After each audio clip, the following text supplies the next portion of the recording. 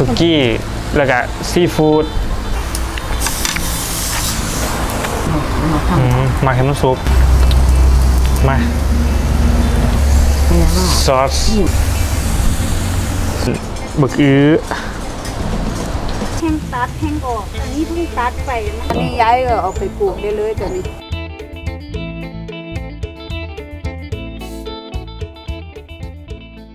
สวัสดีครับพอกันอยู่ครับมื้อนี้กับ2อะไรนัวผมอยู่นะครับแล้วก็ได้เกียร์ข้าวเสียบด้วยค่ะเด้อสวัสดีค่ะกินหมูกระทะพี่น้องแวะมากินหมูกระทะนี่กำลังย่างเลยพี่น้องไม่กินหมูกระทะกำลังจวดๆเลยครับอากาศกำลังเย็นๆพอดีเราฟิวไฟเลยแมนอยู่มื้อนี้ฝนสิตกได้3 ชั้นมาเอาแม่ขีบลงรถเฮาสวัสดีครับผมสวัสดีครับเจ้าของร้านแวะมากินรอบที่2อย่างหอมๆเนาะกินกับน้ำจิ้มนี่น้ำจิ้มอันนี้เพิ่นเป็นบุฟเฟ่ต์ได้นะครับหัวละเท่าใดก็ครับ179 บาทมีให้ตักให้หลากหลายครับผมน้ำจิ้มอันนี้เป็นน้ำจิ้มซุกี้ซีฟู้ดมีเจ้าเพียซีฟู้ดเจ้าเพียผักแล้วก็มีของหวานนำอยู่บ้านไหนกันจ้ะอยู่บ้านเบิดครับผมคนลิ้นในมื้อนี้อากาศร้อนๆแวะมากินอากาศเย็นๆมื้อนี้บ่ผิดอากาศเย็นๆมากินร้อนๆสำหรับกำลังคิดว่าอากาศร้อนๆมากินเย็นๆว่าซั่นเจ้าอีว่าปีนทองนี่ว่าซั่นน่ะข่อยเว้าปีนทองคือตลกเพิ่นว่าว่านี่น้ำจิ้มเพิ่นนะครับพี่น้องสุกี้แล้วก็ซีฟู้ดแล้วก็แจ่วเพี้ยสดน้ำซิมน้ำซุปด้วยแม่นะคะฮักซุปกันนี่ย่างกรอบๆแล้วเนาะเดี๋ยวชิมก่อนกินในบ่อันครับพี่น้องแต่ว่าห้ามกินเหลือได้เพิ่นสิปรับธรรมดาแล้วเนาะบุฟเฟ่ต์ก็เป็นซั่นน่ะจังได๋นอกบ่โอ้หน่วยว่ะกินบ่อันยังไงกินบ่ก็ต้องเศร้าละเพราะมันอิ่มก็ต้องยอมถือปรับนะต้องยอมละฮู้จะของที่กินได้หน่อยก็ต้องตักมาเท่าละหน่อยจะตักมาหลายแต่พอสิกินได้ทานกรอบๆมาเด้อพี่น้องมาเด้อแวะมากินน้ำกันเด้อมื้อฝนตกมาผิงไฟอยู่ข้างไปพ่นวิสัยครับอยู่ผู้กระแตพี่น้องผู้กระแตค่ะโอ้ขอบคุณค่ะมันหวาน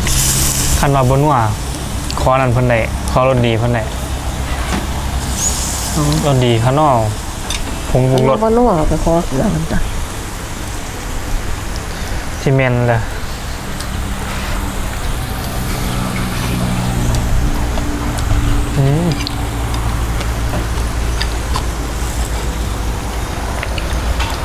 เมนูแก่หนาวกินย่ำหนาวดีเลยนะ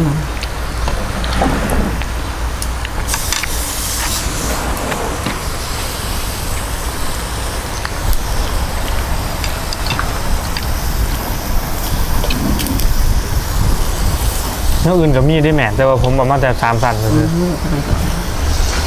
ไม่อยากกินซีสั่นนะลูกโอ้ไม่กล้า3 สั่นบ่แม่เอาใส่2 แผ่นมันก็เป็น6 สั่นได้หลายก็4หุ่นไม่อยากกินซีสั่น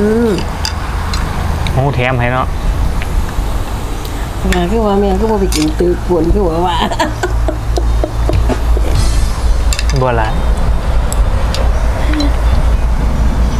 ตึก4 สั่นว่ะ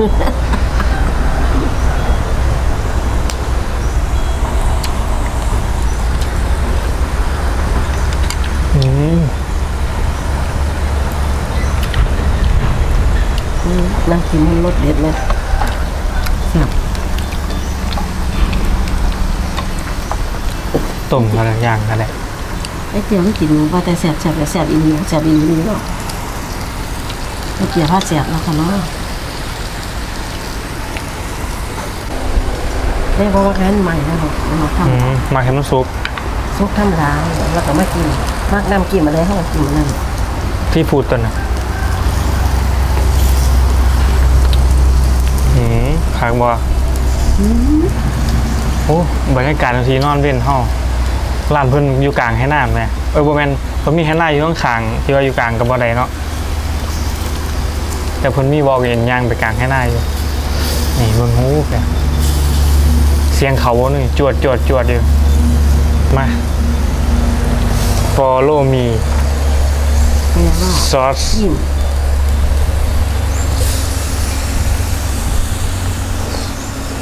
อืม ใส่ได้บ่ สมนัว โอ้จะมาเป็นยังไงกันนะนี่มาผักไปก่อนแค่บ่มักใหม่ว่าพี่น้องเลยอ่ะแค่มักธรรมดา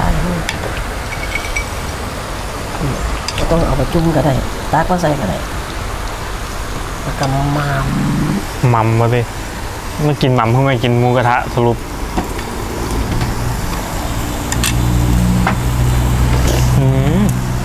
ลวกปาก เหลือรวก็ถือ สดชื่นจังเลย แม่อ้อนมันลอยน้ำก่อน ฮะน้ำสนุ่มบ่ ถ้านุ่มดี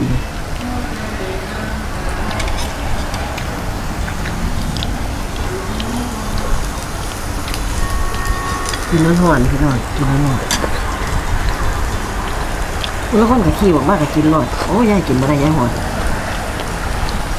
เปล่าจ้ะ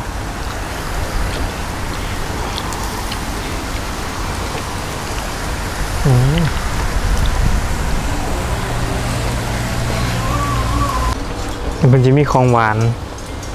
ออกยังมาเบิดเลย ยังบ่เบิดเพิ่นสิมาเรื่อยๆพี่น้อง อันนี้เป็นบักอื้อกะทิ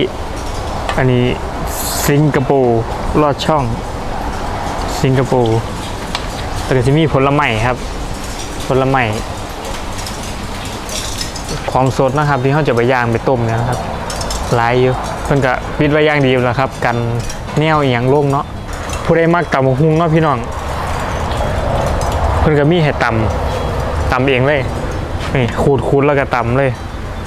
อยู่เคยมาตำอยู่เพราะว่าเคยมีเห็นมีเทือนึงเนาะหยุดมาถ่ายคลิปเพียนแล้วก็มาตำโอ้มีหอดประกอบ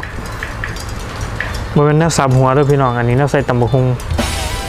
บรรยากาศร้าน ตอนนี้คือคนยังบ่ทยอยมากเขาจะมายังมือแรงมันขึ้นราคาเนาะ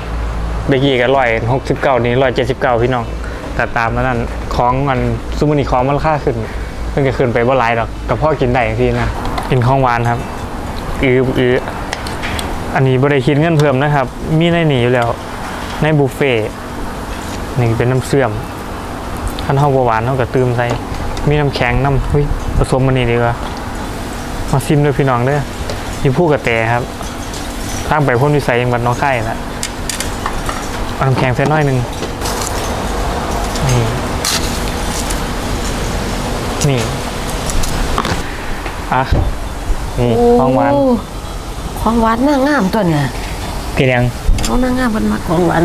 รักซอง แม่นครับบ่สอนกินของหวานแล้วก็มากินอันนี้ต่อกินก้อนสิเบิด โอ้รวมญาติตัวน่ะ ร่วมมิตรร่วมเพื่อน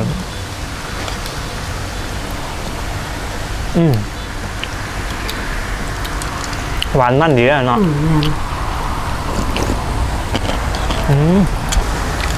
มีหวานฟักทองหอม บัก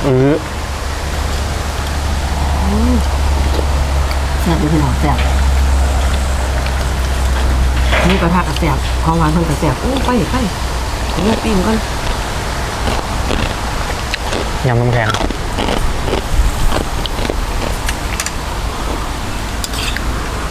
น้ำแข็งกรอบๆดิ นี่ผู้ใดเป็นผู้หยุดป่ะครับมักยำน้ำแข็งนะยาแล้วเนาะมันแสบเนาะยำรู้แล้วมันมวนดีนะมันแก้วดี เอาไปยำในโรงงานมาแน่เนาะก่อนนี้ โลรุนนั่นบ่ไหว สิมวนมาเนาะ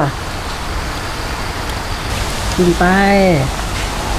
เรื่อยๆ บ่ต้องเฝ้า มันเมนูฝ่าวมันบ่ เพิ่นบ่ได้ว่านเวลาตายตัวหรือพี่น้องเขากินประมาณชั่วโมง2ชั่วโมง3ชั่วโมงนี่ก็ได้อยู่ครับแต่ว่าเข้ามาตั้งแต่2:00 นฮอด3 ทุ่มอันนั้นก็เกินไป กินเพราะอิ่มแล้วเนาะ กินเพราะกินได้กินเพราะอยู่ได้พี่น้องว่าไม่ว่าสิกินเกินอัตราเขาก็กินบ่ได้ แซ่บ แซ่บอยู่ค่ะ น่ะเบิ่งวิวท้องหน้าพี่น้อง งามขนาดเลย ให้หน้าเพิ่นเฮ็ดสะพานมากครับ อยู่หม่องนี้โอ้ลมพุ่นน่ะลมพัดปลาเขางามแห้งวิวดีเย็นน้ำใครอยู่มื้อนี้มันบ่แดดมีหอยปังบ่ บ่อนหอยเฉลี่บ่ลูกบ่คันหอยเฉลี่มันต้องกินเขาเลี้ยงเนาะ เขางาม ตกลงไปได้แล้วมันนะลูก ๆให้ผมโดดลงไปเสมอ ลาเคยเห็นหมูขาวมัน โอ้เพิ่นคือไอเดียดีแท้เอาขวดมาเฮ็ดเป็นหมูเป็นกระถางต้นไม้ ตั้งเฮ็ดมาให้บ่ตั้งเฮ็ดแบบนั้นบ่ จ้ะ โอ้เห็นแต่เพิ่นเฮ็ดอยู่ในYouTube เอ้า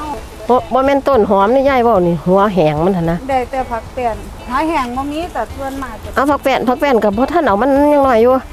บ่จ้ะอันนี้คือตัดไปแล้ว โอ้ เขาส่วนมากเขาจะตัดเอาท่านจะเอาไปปลูกเขาก็ต้องเทด้วยเอา มันตัดไปส่วนมากเขาก็ได้รู้ แม่นอยู่คันตัดมันสิได้ไว้จังซี่ จ้ะ ล่ะ ขั้นตัดมันจะได้กินเรื่อยๆเลยจ้ะ แม่นบ่ทันให้มันแก่ จ้ะอันนี้ก็เพิ่งตัดไปลุงเราเพิ่งตัดไปย้ายลูกเลยลูก บ่เป็นหยังโอ้นี่เด้ตัวสตูของมันบ่แม่นหอยอันคือจังมันกินเลยเนาะ อันนี้หอยทาก หอยหยังที่หอยเพิ่นกินน่ะฮะหอยตัวใหญ่ๆเพิ่นเอามากินน่ะมันเกิดน้ำปลาน้ำโขกน้ำ อัน ดอก นี้ย้ายก็เอาไปปลูกได้เลยจ้ะนี่ ปลูกใส่รองไว้อ้าวคือเฮ็ดดีได้บัดนี้เอาอิฐมาก่อเป็นเป็นร่องมันเลยบัดนี้ จ้ะ แล้วเอาดินมาเข้ามาอันบ่บัดนี้คือดินอยู่กับเอาดินน้ำโขงจ้ะ โอ้คันปลูกพักก็สิงามซะได้บัดนี้ ย้ายเอาจังสิไปปลูกเลยได้ จ้า จ้ะนั่น มันออกดอกหมดเด้เนี่ยมันออกดอกก็มีได้น่ะ แน่นหรอกจ้ะ แม่นมันออกดอกเป็นนี่ผักแป้นน่ะ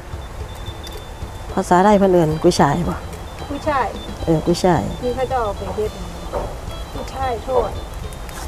บัดนี้เพิ่นเอาไปกินกับอันพวกผัดไทยพันหยังอันนั้นเนาะแม่น ท่านบ้านเขากับไปเฮ็ดสมผักแป้นนี่แหละ เฮ็ดสมผักแป้นใส่กับสมทุนเด้อแซ่บ แม่น แม่น ตัวนั้นส่วนมากนี่แต่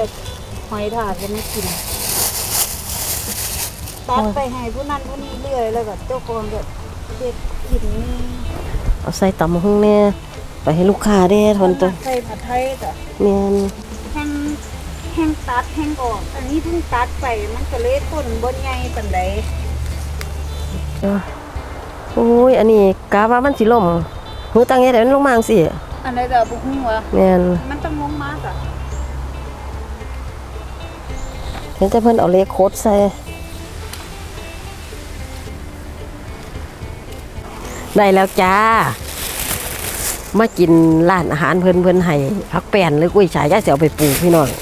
เพิ่นใจดีเพิ่นมาโลกให้พี่น้องเจ้าของร้านเพิ่นเนี่ยเพิ่นว่าเอาไปเฮ็ดพันธุ์เลยยายว่าซั่นมาเด้อพี่น้องมาแวะกินเด้อเพิ่นสิให้ โอ้ เอากระดาษห่อไว้ หมักม่อนไข่พี่น้องหมักม่อนไข่โอ้เจ้าของร้านเพิ่นใจดีหลายเก็บผักเก็บผลไม้ให้ยายโอ้ขอบใจหลายๆขอบใจหลายๆ เอาเกลือทาหัวเลย จ้าโอ้ม่อนไข่หรือบักภาษาไทยเอื่นว่า ลูกท่อ บอก แมนเป็นว่า มันมีหลาย อะละโอ้ดาวตัวเต้นๆอยู่ไปตอนซ่อนตัวเนี่ยไปขอบคุณหลายๆเห็นน้อยเห็นบ่พุ่นน่ะย่อยอยู่พุ่นน่ะได้ละพี่น้องได้พักได้ผลไม้ได้หลายอย่างหลายแนวอยู่เจ้าของร้านเพิ่นเอาให้เพิ่นใจดีขอบคุณหลายๆเด้อเจ้าของร้านเด้อขอบคุณหลายๆเนี่ยอันนี้ยายสิเอาไปปลูกเพิ่นว่าเอาไปเฮ็ดพันธุ์ได้ยายสั่นขอบคุณค่ะ ไปพี่น้องมื้อนี้พ่อกันเท่านี้เนาะครับเดี๋ยวมื้อหน้าพ่อกันใหม่มีน้ำแซ่บๆรอภาพไปรอใส่เดี๋ยวสิพาไปรอเนาะพี่น้องเนาะขอบคุณนะครับที่กดไลค์กดแชร์ให้ขั้นมากระไดเนาะพี่น้อง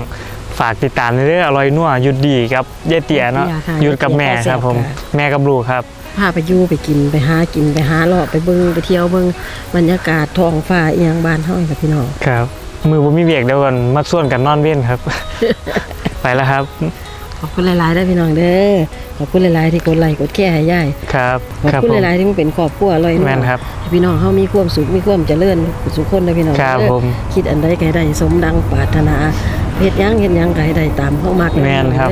ผู้ค้าผู้ขายก็มีกำไรผู้ไปเฮ็ดการเฮ็ดงานหยังก็ได้เป็นลูกน้องเพิ่นก็ได้เป็นเจ้าเป็นนายเด้อ ครับผม ให้มีความสุขเบิดสุขหูสุขคนเด้อบ่ว่าอยู่บ้านเฮาอยู่ประเทศเฮาอยู่ประเทศนอกอยู่ไสก็ได้ ครับ มีความสุขสุขหูสุขคนเด้อขอบคุณค่ะสวัสดีค่ะ สวัสดีครับ อย่าลืมผู้เฒ่าเด้อ อย่าลืมเด็กหน่อยเด้ออย่าลืมกันเด้อพี่น้องเด้อ